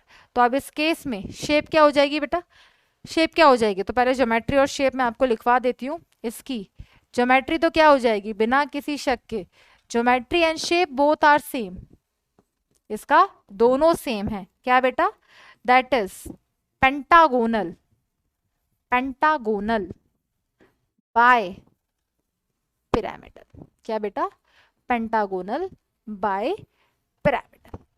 Clear है बेटा। तो इसकी स्ट्रक्चर भी बना देते हैं। ये हो गया सेंट्रल एटम, इक्वेटोरियल पोजीशन 5 है, तो 5 पोजीशंस पे क्या प्रेजेंट है सराउंडिंग एटम, ये fluorine fluorine fluorine fluorine fluorine fluorine fluorine. तो ये होता है बेटा पेंटागोनल बाइपिरामिडल। क्लियर बेटा? तो ये था हमारे पास लास्ट इंटर हैलोजन कंपाउंड। अब इनकी कुछ प्रॉपर्टीज भी हैं। इंपॉर्टेंट प्रॉपर्टी है बेटा इनकी हाइड्रोलिसिस रिएक्शन। ठीक है, तो हमारे पास हैलोजन कौन कौन से है बेटा? हमारे पास हैलोजन है x x dash, x x dash 3, x x dash 5 and x x dash 6, x x dash 3, x 3 plus 1 plus 3 plus 5 plus 7। जब हम इनका हाइड्रोलिसिस कराते हैं, क्या करा रहे हैं बेटा हम सबका? हाइड्रोलिसिस।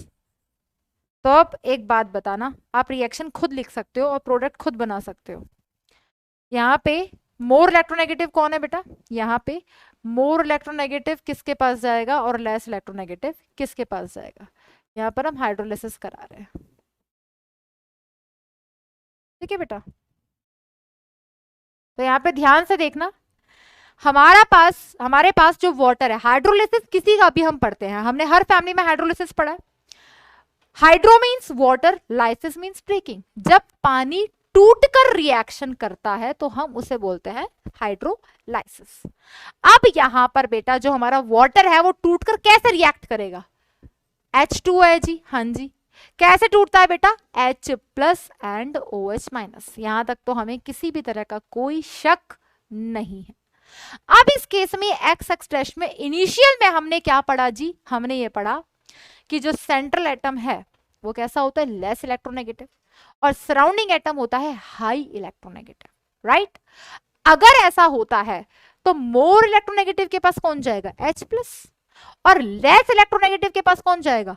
OH minus. क्लियर? तो अब एक चीज क्लियर है कि इन सब में मोर इलेक्ट्रोनेगेटिव कौन है? जल्दी से सोच के जवाब। तो इन सब में मोर इलेक्ट्रोनेगेटिव सराउंडिंग एटम है, और इन सब में अगर मोर इलेक्ट्रोनेगेटिव सराउंडिंग एटम है तो सब में एक HX डैश बनेगा ही बनेगा। देख लो एक बार ध्यान से, क्योंकि वो मोर इलेक्ट्रोनेगेटिव है। मोर इलेक्ट्रोनेगेटिव किसके पास जाएगा? H प्लस के पास जाएगा।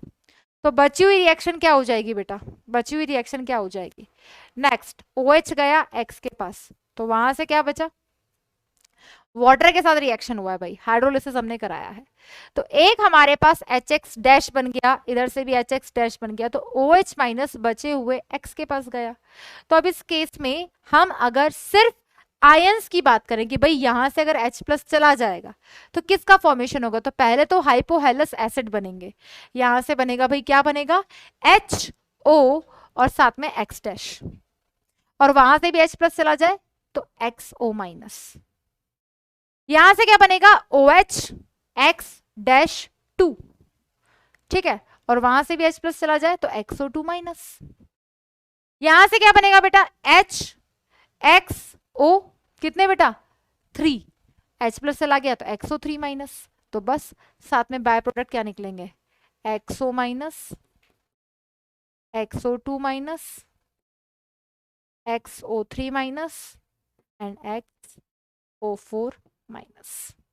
यहाँ पर ऑक्सीडेशन स्टेट हाइड्रोजन की +1 है। अभी हमने पढ़ा था जब हाइड्रोजन की +1 ऑक्सीडेशन स्टेट होती है तो बोलते हैं हेलस, हाइपोहेलस, हाइपोहेलेट, इसे हेलेट, इसे हेलिक, इसे पर हेलेट आयन। क्लियर? देख लो इसे एक बार बेटा और नोट डाउन कर लो वीडियो पॉज करके, और यहां पर हैलोजेंस की वैल्यू रखकर भी आप ये चीजें निकाल सकते हो। ठीक है बेटा? तो बाय प्रोडक्ट्स कैसे आ रहे हैं? On the basis of electronegativity, किसकी ज्यादा है किसकी कम है। ठीक है?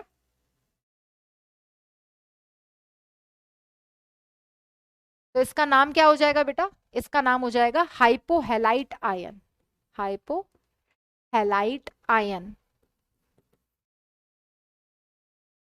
इसका नाम हो जाएगा हेलाइट आयन। इसका नाम हो जाएगा halate ion on the basis of oxidation state, और इसका नाम हो जाएगा पर हैलेट आयन। फॉर एग्जाम्पल यहां पर अगर क्लोरीन हो जाएगा, यहां पर अगर क्लोरीन आ जाएगा तो क्या फॉर्मूला आ जाएगा बेटा, ClO माइनस। तो क्या बोलेंगे, क्लोराइट आयन। जब यहां पर क्लोरीन आ जाएगा तो इसे बोलेंगे ClO2 minus. Chlorite, hypochlorite, chlorite, यहां पर क्या आ जाएगा बेटा, अगर क्लोरीन आ जाता है तो हम इसे बोलेंगे क्लोरेट आयन। नहीं बोलते KClO3, K plus ClO3 minus, तभी तो ClO3 माइनस को हैलेट बोलते हैं, तो इसका नाम क्लोरेट हो जाएगा। इधर बेटा पर क्लोरेट जब XO4 माइनस होता है तो ये नाम इस प्रकार से पढ़ते हैं। तो यहाँ पे मैंने सब जगह क्लोरीन लिख दिया है, आप चाहो तो रिप्लेस कर सकते हो, यहाँ पर ब्रोमीन लिख देते हैं हम,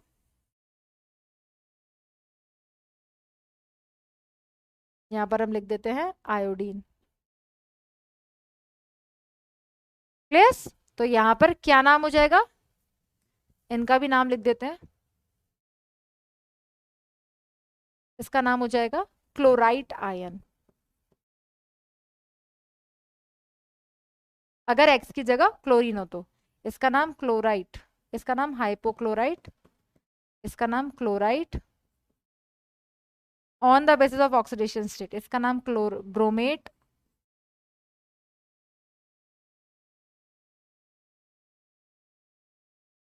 इसका नाम पर आयोडेट।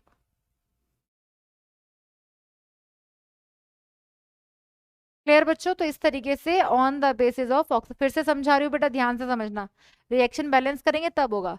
OH माइनस जाएगा लेस इलेक्ट्रोनेगेटिव के पास, X के पास, तो यहां से बनेगा HOX। क्या बनेगा बेटा, HOX। यहां से क्या बनेगा बेटा, यहां से हमारे पास OH है और यहां से हेलोजन है, ठीक है, तो यहां से क्या बनेगा, यहां से बनेगा HOX, और यहां पर हेलोजन दो टाइप के हैं, ठीक है, यहां से HOXO2 रिएक्शन बैलेंस करने के बाद, और उन सब के पास से जब H प्लस चला जाएगा तो इन आयंस का फॉर्मेशन होगा। ये हाइड्रोलिसिस रिएक्शन है, इंपॉर्टेंट है, याद रखना बेटा। क्लियर। नेक्स्ट हम डिस्कस करने जा रहे हैं अब ग्रुप 18 के बारे में। तो ग्रुप 18 को हम कल शुरू करेंगे, ठीक है बेटा।